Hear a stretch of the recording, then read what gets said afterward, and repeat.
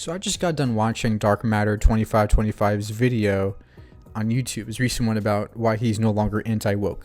And it inspired me to make this video here because, like it or not, the left is now associated with being woke, okay?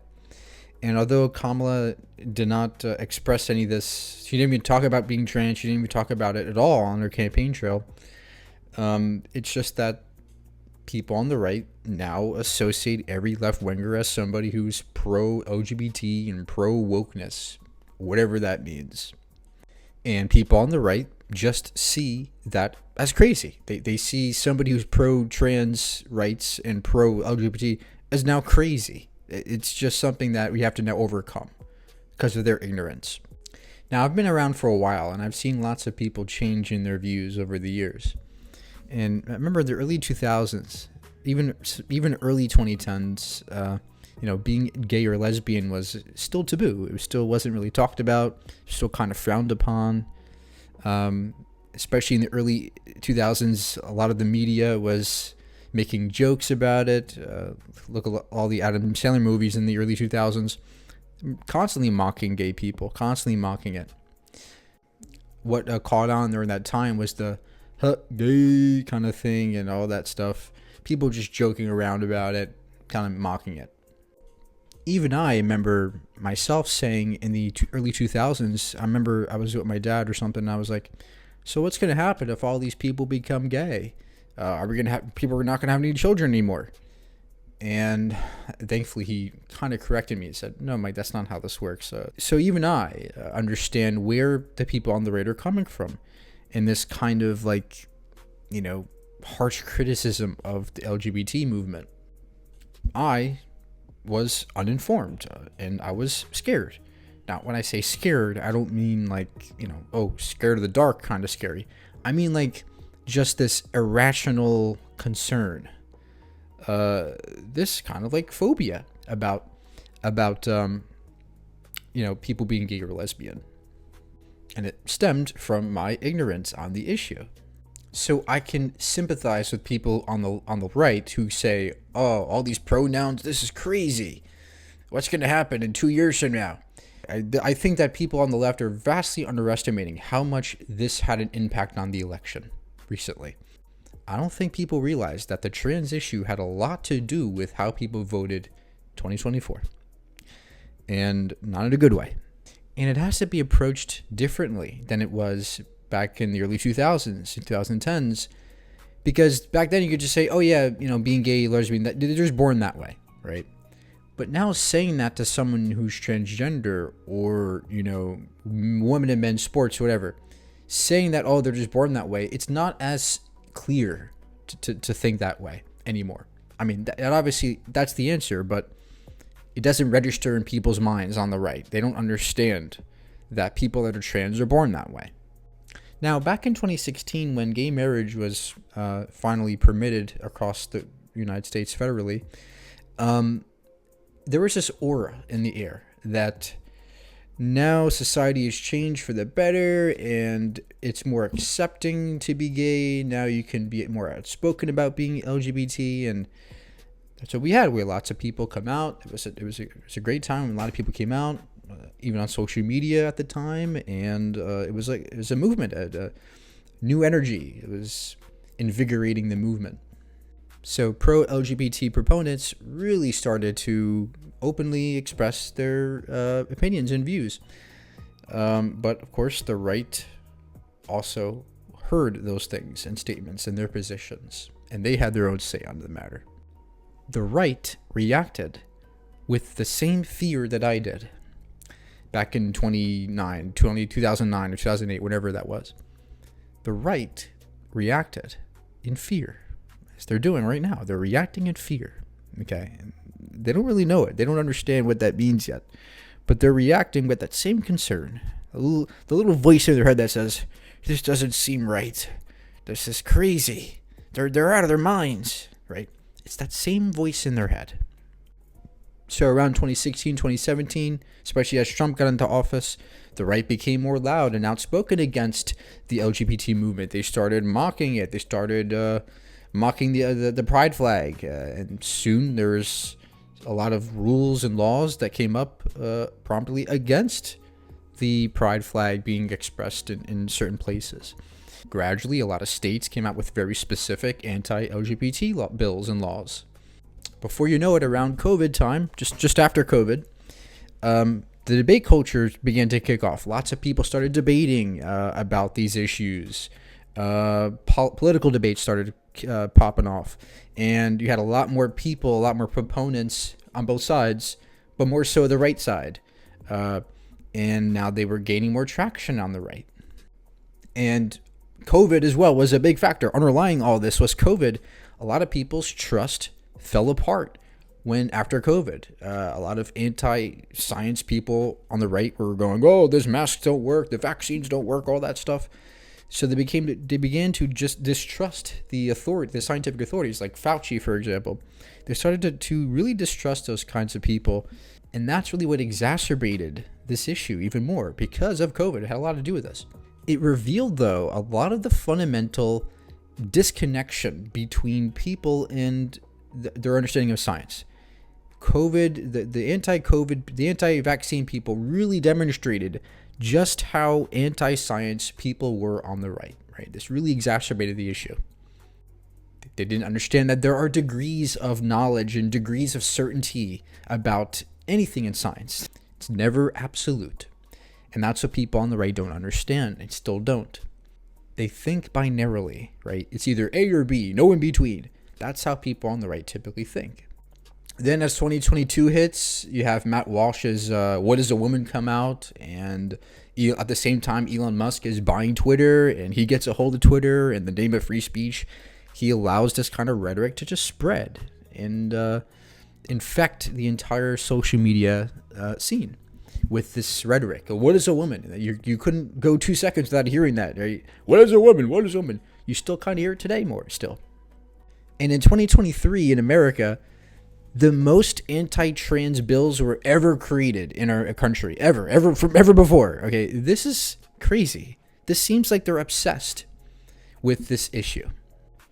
And underlying this, there is motivation going on. Of course, the right is going to be against the left in many other circumstances, but on this particular issue of the LGBT stuff, the right thinks they found a weak spot, right?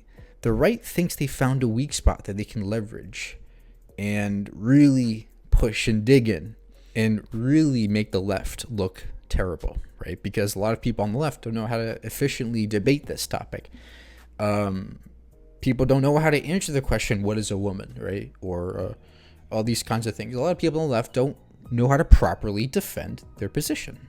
But it's also at the same time difficult to defend this kind of thing in the comment section online, because it's not just as easy as saying, oh yeah, gay people are born this way, that's why, right? That was a tactic that people did before and it worked. And it was right. But today, when it comes to the trans issue, it's not as easy saying, oh, they're born that way, right? Now you have to explain neuroscience. You have to explain the ins and outs of gender versus sex, the distinction there, right? You have to really have a complex understanding of the issue and be able to efficiently express it within only a few words. That's difficult to do online. And the right is sure as hell not going to look into this topic. They're not going to educate themselves on this topic because it's easy to just sit there and say, what's a woman? What's a woman? And make the other side look bad. It's easy to sit there and say, trans bad. It's very easy to do because you won't get much kickback from the left. You won't get much backlash either. So when somebody on the right asks, what's a woman? Right? What they're doing there is anticipating a binary answer from you. They're anticipating either X or Y. What's a woman? Either this or that, right? There's no in between. There's no nuance there. It's just X or Y. But obviously there is tons of nuance in this issue. It's like asking somebody, what's a chair? Right? And you're anticipating either a wooden item or an aluminum item. And it can't be nothing in between. It can't be a composite object. It can't be anything else but wood or aluminum. And that's what a chair is, right? That's kind of the same thing what people on the right are doing. They're expecting a binary answer from you. There is no objective definition of what a chair is. It's context dependent. You can use a person's shoe as a chair. You can use a tree stump as a chair. Not all chairs have 4 legs. Some have 3 legs, right? So there's only a general concept of what a chair is. Something you sit on, right? Then you have to further elaborate what you mean by that. So there is no easy one answer for what a chair is. It's generally an item that you sit on in certain contexts. And the same applies to what a woman is. There is no one thing a woman is. However, there's a general concept of what a woman is, which is indexed to things that are typically feminine characteristics, like liking makeup, liking dolls, wearing pink. So what we designate as a woman is typically fabricated by societies and cultures. What a woman is in America might be seen as different than what a woman is in another country. It's all context dependent, but it's generally indexed to things that align with what a masculine person is or what a feminine person is.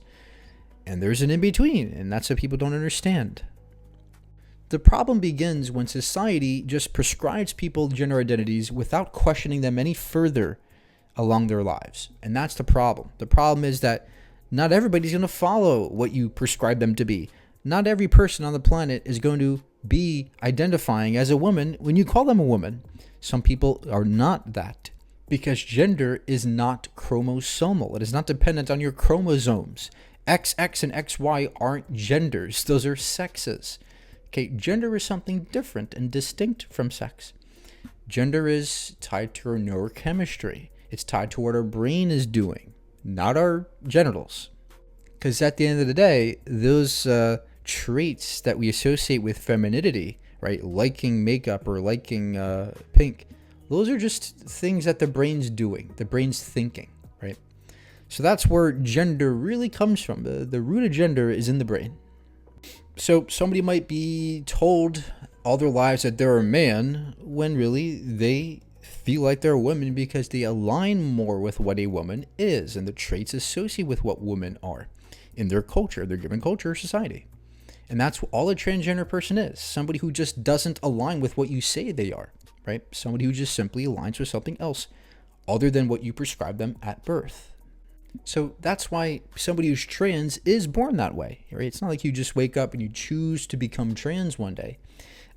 It's the sense that you're born this way, but you recognize that you don't align with what society tells you are. Science demonstrates this. There's tons of research out there which demonstrates that there are different types of brains out there, and some brains are female, some brains are male. And there are a host of structures in the brain that determine sexuality and gender. We can actually predict with brain scans what your sexuality and gender are before you're even an adult. We can scientifically make distinctions between transgender brains and cisgender brains. We can scientifically analyze this and discover these things. So sometimes somebody born with XY chromosomes, a biological male, is also born at the same time with a female brain type. So very simply put, it's like somebody born a male but with a female brain. They think like a female but they have a male body. That's a very simple way to put it. There's just much more complicated than that, but the point is, simply put, a trans woman is somebody born with a female brain, but a male body. That's it. It's literally that simple. And this is not some kind of deficiency or some kind of illness. It's not a mental illness. It's something that is literally how our human bodies work and operate. That's just how we are. It's completely natural to be this way, and they are born that way. And all that is, this is all difficult and exhausting to explain to somebody who just carries with them all this anti-scientific baggage with them. It's very exhausting to explain this and very difficult to express this in a comment section on Twitter. So that's why we found ourselves in this kind of predicament where the left is looking like deer in headlights and the right thinks that they have a W because they have found a weak spot in not our position, but in our ability to explain this position sufficiently. And the more we don't talk about this, the more we don't tackle these things and head on, the more we just kind of shut it away and act as it's taboo, as we still do today. The left still treats this topic as taboo. Oh, we can't talk about it. We can't talk about it. But the more we do that, the more we're delaying solutions. The more we delay progress on this issue. The more we delay, the longer it's going to take to erase those fears and concerns from the right. And that's just going to cause more lasting damage. So we ought to be more active in explaining this to people and more clear in explaining this to people. Because, look, I know a lot of people on the left are in denial about this, that this trans issue is not a big thing, but it's becoming a place of concern. And a lot of people on the right, in my opinion, voted solely because of this issue against Kamala. Because they think that trans people are going to take over, and they think that it's a mental illness that's happening, and they think that they're just going to make everybody trans. And see, when you don't address these concerns, people in their minds, especially people on the right, they become phobic about it. They become irrationally in this fear. Because, oh, they're different. Oh no, scary. Education's the key to all this. It's about education. Education will alleviate our worries about this issue on both sides.